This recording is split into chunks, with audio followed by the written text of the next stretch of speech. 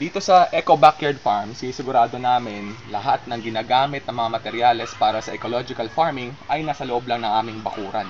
Makita po natin dito, malaking lugar po ang pinapabayaan namin para tubuan ng damo. Ang damo po ay napaka-importante para sa compost making. Dahil marami po itong iba-ibang klaseng mga herbs, mga iba-ibang klaseng mga damo, mga bulaklak na tumutubo na wild na mayaman sa mga trace elements.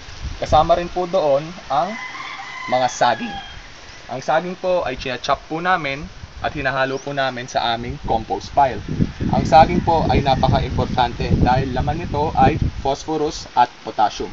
Pero maliban doon, meron pa tayong isang importanteng ingredient sa ating compost pile na tinatawag ay kakawate.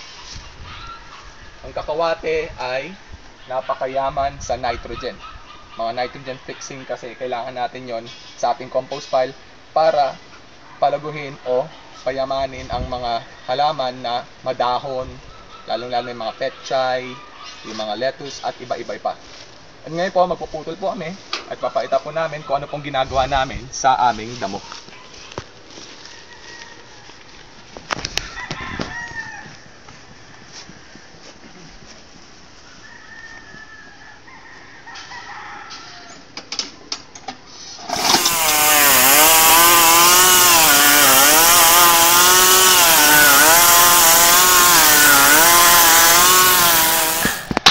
Pagkatapos po natin putulin ang damo, ito pong naputol damo ay pupunta ngayon sa aming waiting pile.